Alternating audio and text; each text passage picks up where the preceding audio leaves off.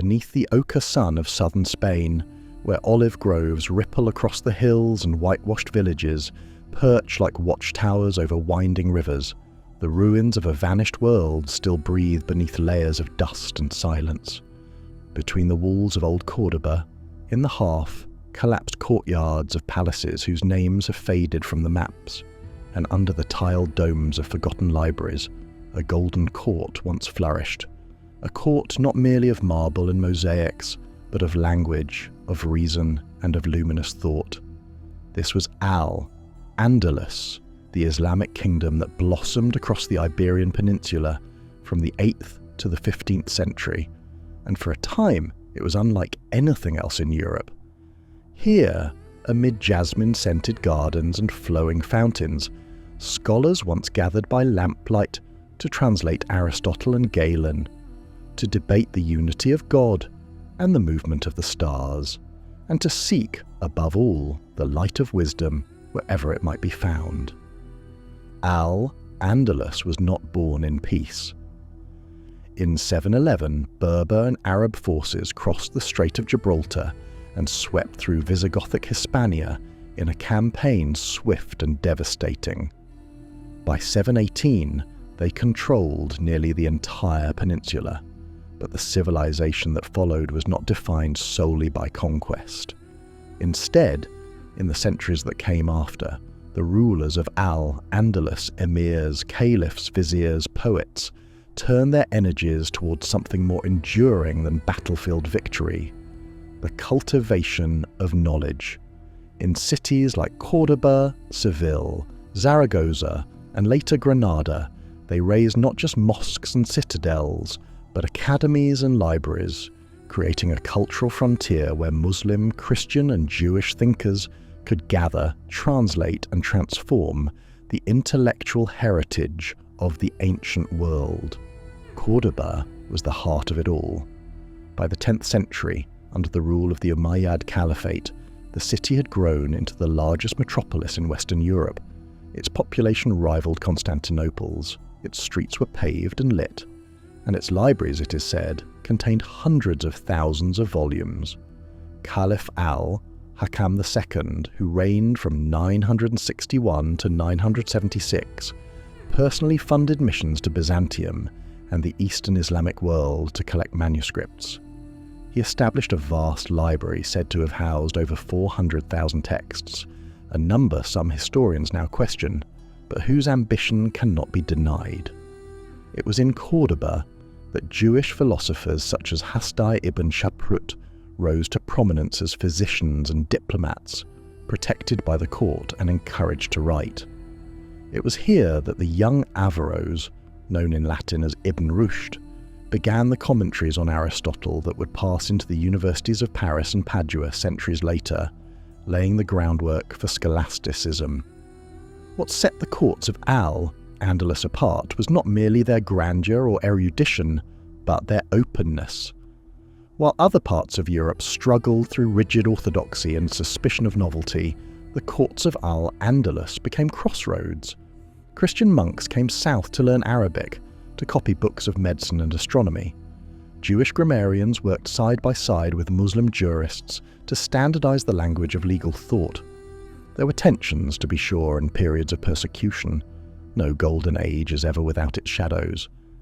But compared to the religious intolerance of other medieval polities, Al-Andalus stood out as something fragile and rare, a place where the three great Abrahamic faiths could coexist, however imperfectly, under the canopy of a shared intellectual pursuit.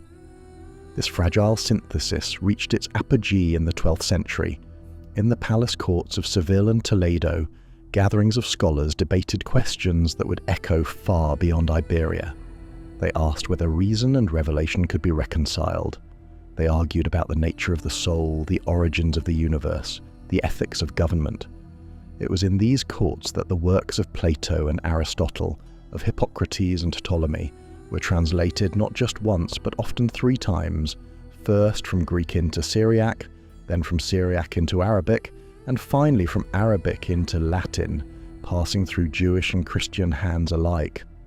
This translation movement did not merely preserve the classical world, it reshaped it, filtering ancient philosophy through the precision of Arabic logic, the rigour of Islamic theology, and the multilingual fluidity of Iberian court life. But the golden thread was already fraying. By the 13th century, Christian kingdoms in the north, Castile, Aragon, Leon, had begun to press southward. The Reconquista was no longer a defensive war. It had become a tide, slow and methodical, that threatened to engulf the cities of Al-Andalus. Toledo fell in 1085, Córdoba in 1236, Seville in 1248. With each conquest came new rulers, new laws, and new limits on tolerance. At first, many Christian kings admired the splendour of what they had taken.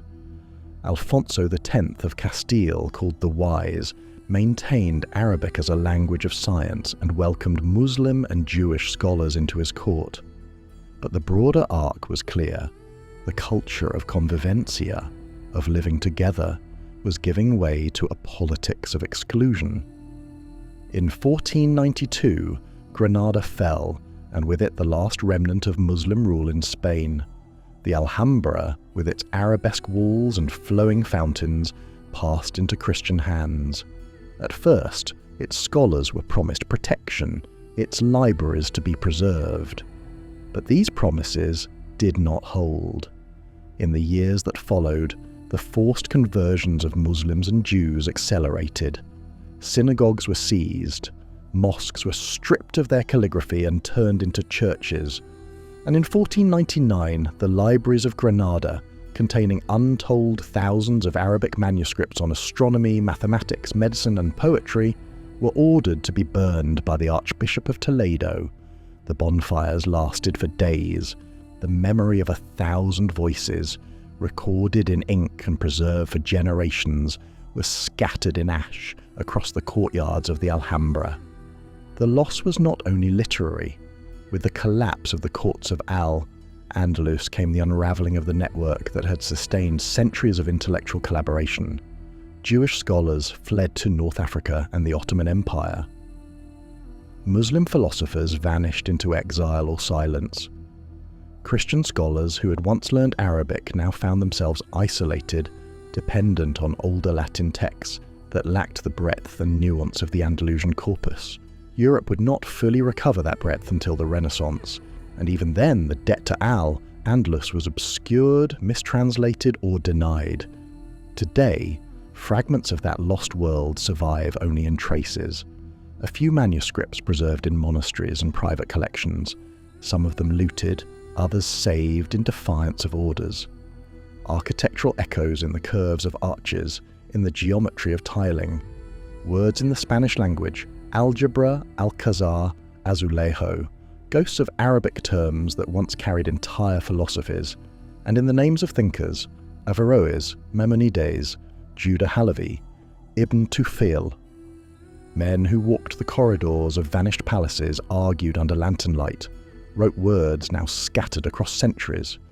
To stand today in the Mesquita of Córdoba, once the great mosque, now a cathedral, is to feel that double presence. The arches still stretch in endless red and white rows, a forest of columns evoking paradise gardens. The mihrab still faces Mecca, though a Christian altar now rises near its centre. The light that enters through the windows glows the same way it did 1,000 years ago, when jurists and poets paced the tiled floors and imagined a world where wisdom knew no borders. But that world, once real, has become legend, and its disappearance is more than a footnote in history. It is a warning. The courts of Al-Andalus remind us that tolerance is not born of modern enlightenment, but of lived necessity, of mutual curiosity, of courage in the face of difference. They remind us that ideas are fragile, that libraries can burn, and that silence can fall over even the brightest civilizations.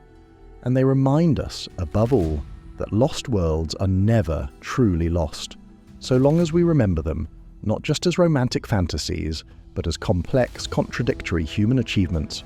They continue to speak quietly. persistently, like a half-heard echo carried across the hills of Andalusia at sunset, calling not for nostalgia, but for understanding.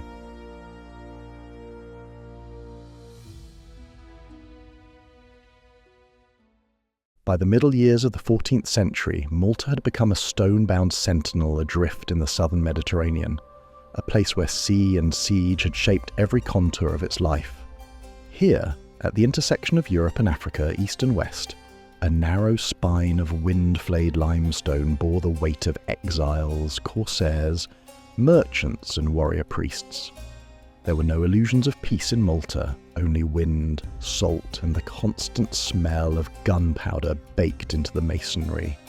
Before the famed siege of 1565, long before Ottoman banners crowned the hills, the island had already been forged by conflict.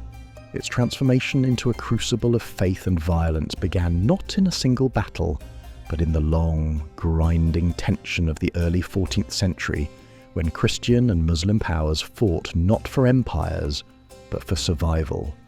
The Knights Hospitaller, ousted from the Holy Land and then from Cyprus, had arrived in Malta with the air of men who had run out of places to fall. Their final redoubt was this arid rock, granted to them not for its value but because no one else desired it.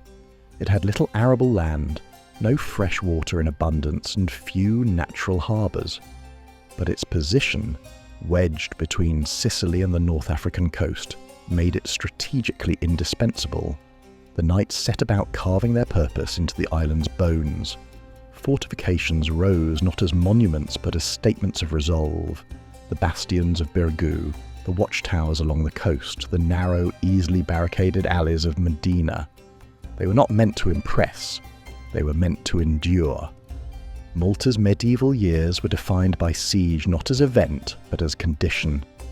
The Muslim corsairs, Berbers from the Maghreb, Arabs from the Levant, Mamluks from Egypt, knew the island well. Its inlets made perfect landing grounds, its scattered farms easy targets for slave raids, its people a source of ransom and stories. The raids came with the seasons, as predictable as the Scirocco wind that blew up from Libya. Springtime landings, summer ambushes, autumn retreats. Villages along the coast were built not to flourish but to survive. Stone huts stood low to the ground, their roofs thatched in straw, easily set ablaze but quickly rebuilt. At night, lamps were shuttered, doors were barred with iron. Children were taught to run uphill at the first sight of sails. The Hospitallers, for their part, did not sit idle. They built galleys and trained archers. They conscripted Maltese men into militias and drilled them in the stony courtyards of their fortresses. But it was not a standing army that defended Malta in those years. It was a culture of vigilance, a monastic militarism that blurred the line between chapel and armoury. Every brother was both cleric and soldier. Every mass ended with a weapons inspection. Every prayer for peace was followed by the sharpening of blades. The order's rituals adapted to the rhythm of the island. Liturgies shortened when corsair sightings increased. Feast days postponed when rations ran low. Corsair tactics were brutal in their simplicity. They came fast in small fleets of fustae and galiots, vessels built for speed and silence. They struck where the coast was least defended, setting fire to crops, taking hostages, torching chapels. Then they vanished into the dawn, leaving behind smouldering fields and wailing survivors. In response, the knights launched counter-raids.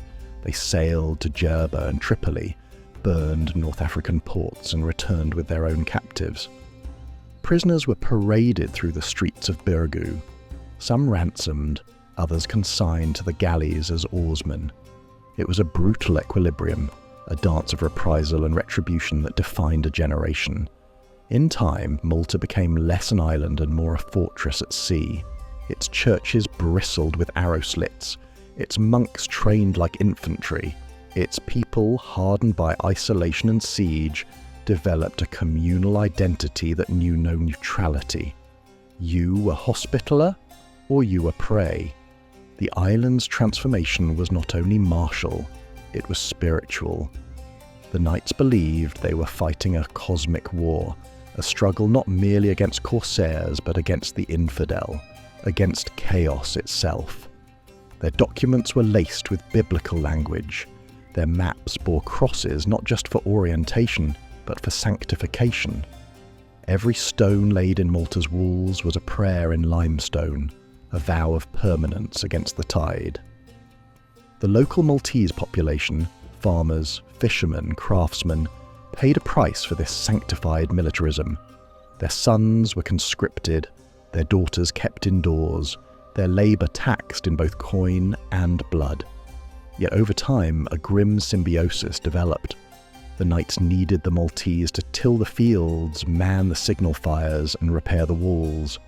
The Maltese, in turn, relied on the knights to hold the line, to make their suffering mean something.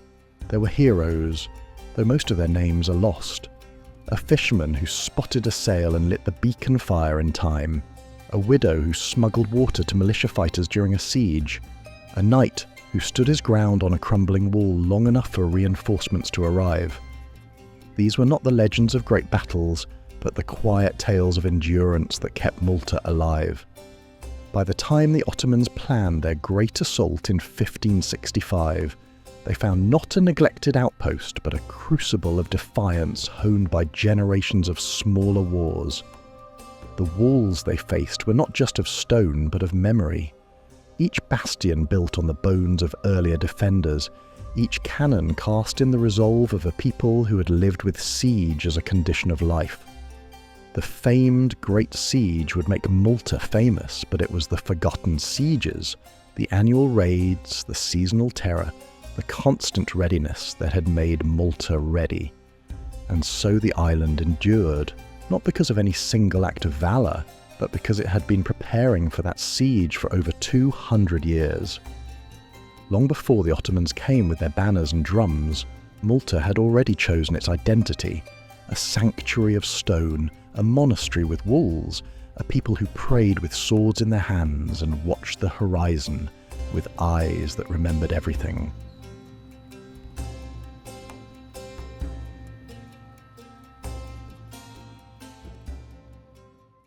The sun over the Loire Valley in the spring of 1212 warmed the fields into gold, coaxing poppies into bloom along the roads, where carts creaked past abbey walls and shepherds led flocks through green meadows. Village bells marked the hours with uneven chimes, and the air was heavy with the scent of tilled soil and wood smoke. France was in a season of relative peace, the larger wars slumbering between breaths. But on the edge of that peace, in towns like Cloyes and Vendôme, a murmur began to spread, first among children, then among priests, then to the halls of local lords and the ears of bishops who listened with unease. It began with a boy named Stephen. He was 12, perhaps younger. The records vary, as they often do with legends, but he was real enough for his name to enter the annals of history. Stephen of Cloyes, a shepherd boy with uncombed hair, and eyes described as wide with conviction. He claimed he had received a letter from Christ, carried by a pilgrim in humble guise, and that Christ himself had called upon Stephen to lead a crusade, not of men, but of children. A movement of innocence, of pure hearts untainted by blood or coin, would succeed where armies had failed. The Holy Land, he said, would yield not to iron, but to faith. It is easy, in retrospect, to dismiss such visions as delusion or manipulation. But the world Stephen lived in was thick with prophecy and sacred time. The memory of the Fourth Crusade's failure and its bitter deviation to sack Christian Constantinople in 1204 still weighed heavily. Pilgrims and beggars filled marketplaces with stories of sin and divine punishment. The church, while wary, could not always contain popular piety. Into this landscape, a boy's voice rang like a bell, and children listened. They came from fields and villages, from walled towns and river valleys. Some left with parental blessing, others in secret. They gathered at Vendôme, where Stephen is said to have preached to thousands. Monks recorded that his followers numbered 20, 30, even 50,000, though such figures are likely exaggerated. The truth is harder to hold. Not an army, but a flood of boys and girls aged 7 to 17, walking barefoot or in hand-me-down sandals, singing hymns and carrying crosses made of willow and pine. They bore no weapons. They carried no coin. They believed that the sea would part for them, as it had for Moses, and that they would walk dry-shod to Jerusalem. Stephen led them southward. Town after town watched them pass, hungry, tired, fervent. Some local clergy tried to stop them, others fed them and offered shelter. Chroniclers disagree on what happened next, but most agree that the movement splintered near Marseille. There, two merchants named Hugo Feraeus and William Porcus offered ships to carry the children across the sea. 7 vessels, no charge. Their names survive in irony. The ships set sail. 2 were lost in a storm off Sardinia, their wrecks recorded by monks who saw bodies wash ashore. The other 5 arrived in North Africa. There, according to the most persistent version, the children were sold into slavery. This is the version that settled deepest into European memory, that of betrayal, of innocence bartered, of ships that carried not salvation but chains. The Pope, upon hearing of it, is said to have wept. "These children cry out, not against us, but against the world," he remarked. Though the Church, which had not sanctioned the Crusade, offered no formal censure of those who profited from it. But this was only one part of the story. In the Holy Roman Empire, a parallel movement took shape. A boy named Nicholas of Cologne gathered children and adolescents from towns along the Rhine, preaching a message much like Stephen's. He led his followers south through the Alps, toward Italy. The journey was long and brutal. Some turned back, others died in the passes. Those who reached Genoa found no miracle waiting. The sea did not part. The Pope did not receive them. Some were absorbed into Italian households, others joined monastic communities, and many simply vanished from the record. What then was the Children's Crusade? Was it one movement or 2? Were Stephen and Nicholas in contact? Was either truly a prophet, or were they manipulated by adults unseen in the sources? The medieval chroniclers offer no consensus. To some, the events of 1212 were a cautionary tale against enthusiasm, ungoverned by hierarchy. To others, they were a testament to the enduring power of faith. In the centuries that followed, the Children's Crusade was recast again and again. Jacobus de Voragine, in his 13th century Golden Legend, framed it as a miracle turned tragedy. Renaissance historians, steeped in classical skepticism, questioned whether it had happened at all. Romantic writers, enchanted by the image of innocence betrayed, made it into poetry. In every telling, the children take on new meanings. They are lambs to the slaughter, Christ-like in their suffering. They are symbols of delusion, victims of their own naive zeal.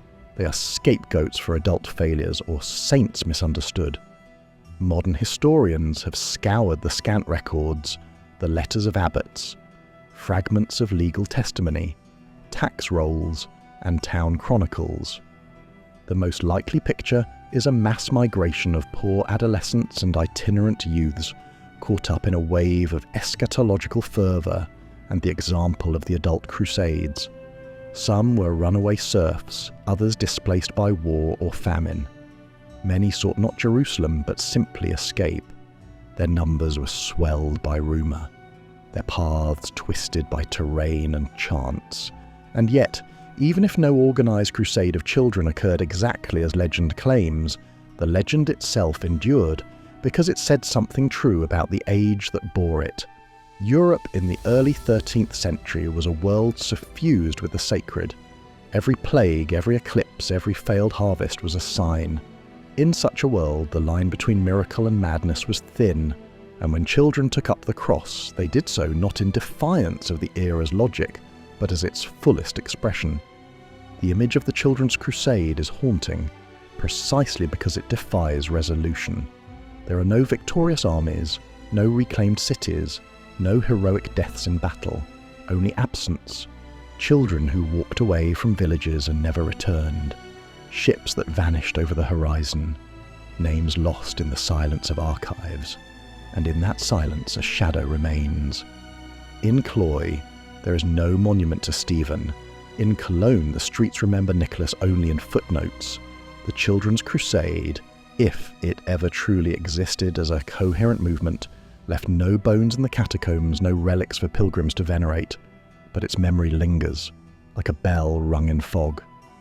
Because what it speaks of is not only a specific tragedy, but something more enduring, the peril of dreams untethered from prudence, the vulnerability of belief in the mouths of the young, the way history absorbs what it cannot fully name, and perhaps, most haunting of all, the way faith, pure, burning, childlike faith, can walk into the wilderness and be swallowed whole, leaving behind only a song half remembered and the road that leads away from home.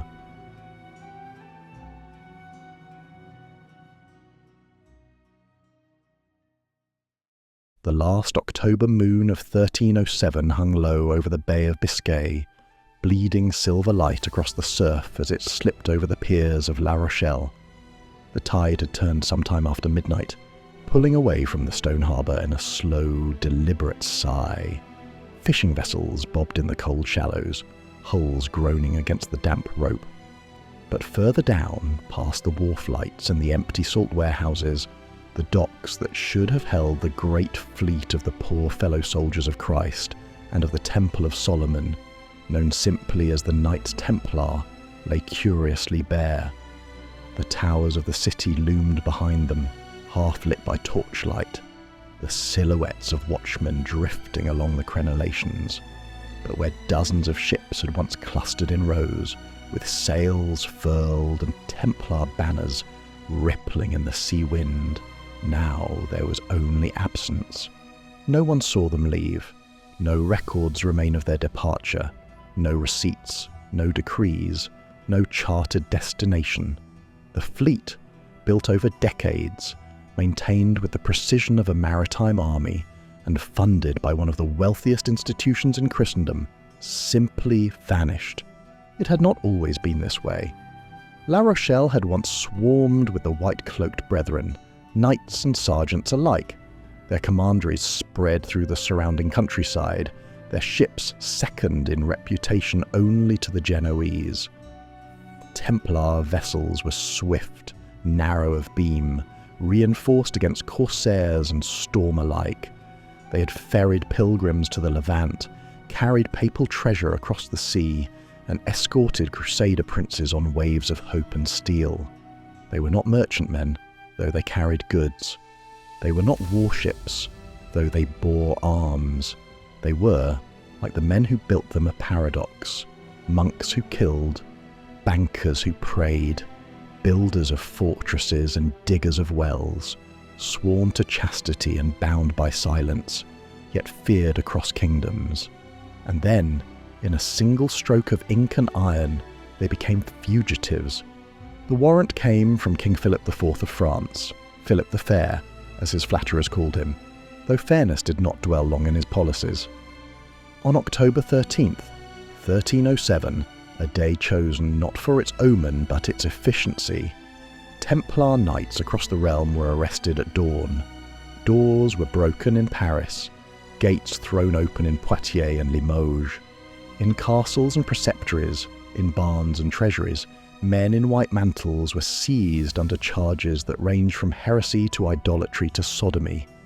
The accusations were grotesque: spitting on the cross, kissing on the base of the spine, secret rites in candlelit vaults.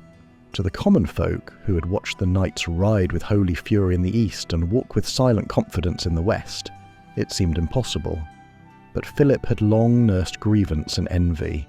He owed the Templars money, a sum vast enough to stagger royal coffers. They had financed his wars, underwritten his debt, even sheltered his wealth in their vaults when Paris had burned. Their independent charter, sworn only to the Pope, placed them outside his reach. They owned land in every province of France, collected rents and tolls, minted coin, and served as an informal diplomatic corps between kings and popes. In the growing machinery of royal absolutism, they were a medieval anomaly, an empire within an empire. Pope Clement V, installed by Philip and residing not in Rome but in Avignon under French influence, offered little resistance. He had his own doubts about the order, but above all, he feared schism. When Philip moved against the Templars, Clement hesitated, then acquiesced. The Inquisition began. Torture produced confession. Men confessed to things they had never imagined. Others recanted and died. The order fractured, and amid this, the fleet vanished. La Rochelle was the Templars' Atlantic stronghold, their primary western port. Records show it held at least 18 large ships and several smaller vessels at the time of the arrests. But when the king's men arrived, there were no ships to seize, no logs to inspect, no sailors to interrogate. The fleet, like a bird startled from a branch, had taken flight. Where it went has remained one of the great unsolved questions of medieval history. Some say it sailed north, to Scotland, where Robert the Bruce, excommunicated and desperate for support, would have welcomed any martial brethren willing to help him hold back the English tide. There are whispers that the Templars fought alongside Bruce at Bannockburn in 1314, their white mantles glimpsed in the chaos, their silent formations breaking English cavalry like surf on rock. But no record confirms this. The Scottish chronicles are sparse, the battlefield crowded with legend. Others believe the fleet sailed west, farther west than any Christian fleet before it. The Norse had reached Vinland, that much was known among the curious. Could the Templars, rich in maps and ancient knowledge, have found safe passage to lands beyond the sea? The Azores were uncharted then, the Canary Islands barely guessed. And beyond that, something more, a continent half suspected, dimly prophesied in apocryphal texts, where the Templars might have built a refuge beyond papal reach. No proof exists.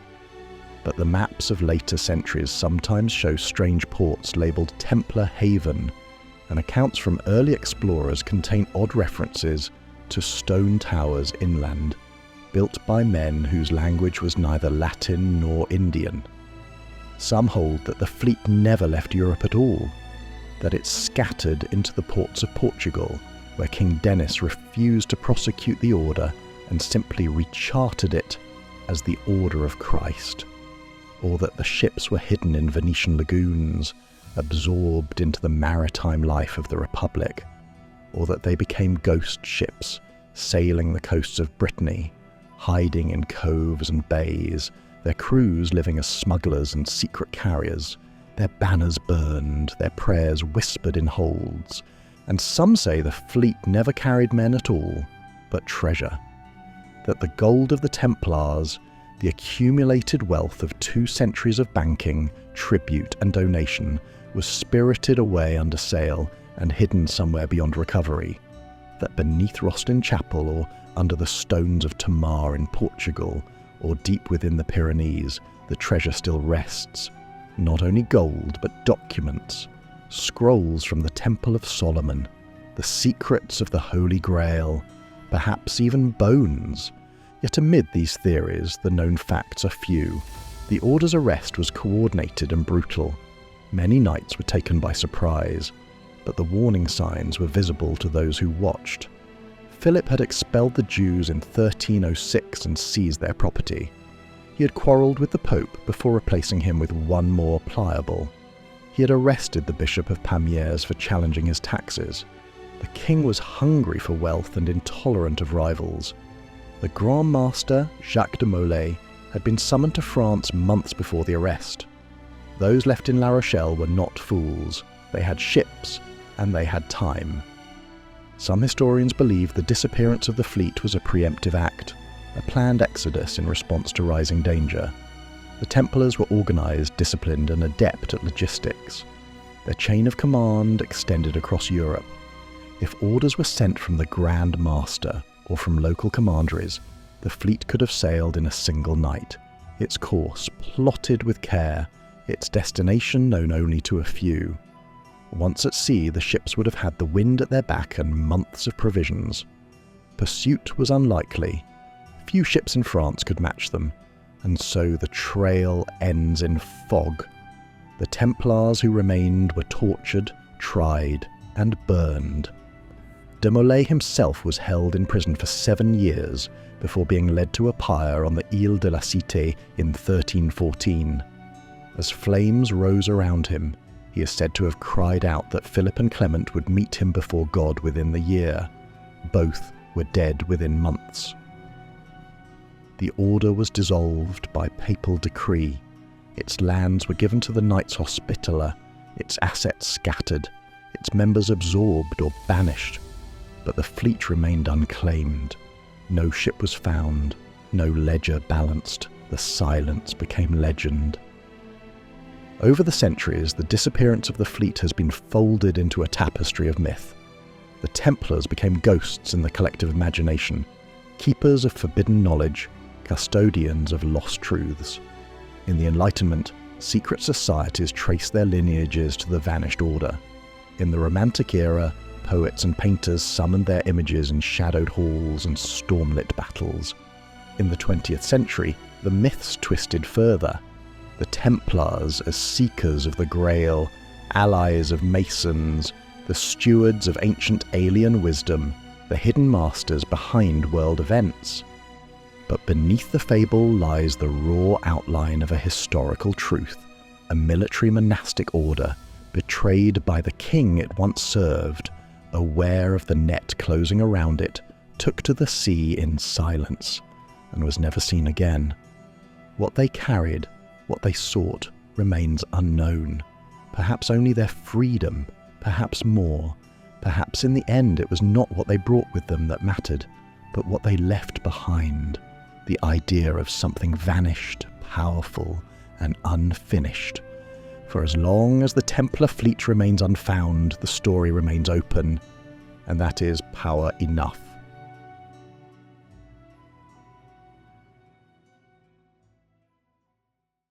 It begins not with the clang of armour or the crack of sailcloth in a foreign wind, but with a letter, a single parchment addressed to the Holy Roman Emperor, carried over mountains and through courts, translated from Latin into French, then into German, passed hand to hand until its words became legend. It claimed to be from a king, a priest, a shepherd of peoples and souls who ruled a vast and hidden land beyond the horizons of the known world. He was Prester John, and for nearly 5 centuries he occupied a space not only on the edges of maps, but on the borders of European consciousness, half salvation, half illusion. He spoke, or so the letter claimed, from a kingdom where rivers flowed with stones of emerald and sapphire, where unicorns grazed beside lions, and where the very air shimmered with the perfume of paradise. His lands were defended by armies of untold numbers, commanded by bishops and monks who bore spears as well as censers. His court overflowed with relics of the saints, and the temple at the heart of his city contained a mirror that revealed all corners of the earth. He ruled not as an emperor of brute force, but as a divine sovereign, a priest-king descended from the Magi, whose justice was perfect and whose faith was pure. The first of these letters appeared in the mid-12th century, a time when Europe was raw from the losses of the Second Crusade and anxious for allies in the east. The Byzantine Empire was shrinking under pressure from Seljuk Turks. The Holy Land was increasingly precarious. The idea that a powerful Christian monarch might lie hidden beyond the Muslim world was more than appealing. It was galvanizing. In 1165, a letter purporting to be from Prester John arrived at the court of the Byzantine Emperor Manuel I Komnenos. From there, it spread rapidly, copied by scribes, studied by clerics, debated by scholars. Its contents, fantastical as they were treated with reverence. This was not mere fiction, it was hope given form. To the Europe of the 12th and 13th centuries, fractured by feudal rivalries and religious war, Prester John was a mirror held up to its anxieties and aspirations. He was the Christian ruler they wished they had, firm, wise, incorruptible, unburdened by the venality of the papal curia or the caprice of kings. His realm, unreachable as it was, represented a lost unity, a place where church and state harmonized, where miracles were quotidian, and where the struggle between Christendom and Islam had already been resolved in righteous triumph. Speculation about his location was a matter of urgent theological and geographical inquiry. Some said he ruled in India, not the real India of the Ghats and Ganges, but a semi-mythic Orient drawn from classical texts and travelogues of uncertain provenance. Others placed him in Central Asia, among the steppes roamed by the remnants of Nestorian Christians, a heterodox sect long since declared heretical by Rome, but still, in the European imagination, part of the broader Christian family. Still others believed Prester John had fled westward, pursued by Muslims, and now reigned in the Horn of Africa, among the mountains of Ethiopia. That last theory would prove remarkably persistent. When Portuguese navigators rounded the Cape of Good Hope in the late 15th century, they did so in part driven by the hope that they would find not only spices and gold, but Prester John himself. They found instead the Christian kingdom of Ethiopia, ruled by the Solomonic dynasty, which traced its lineage to the union of King Solomon and the Queen of Sheba.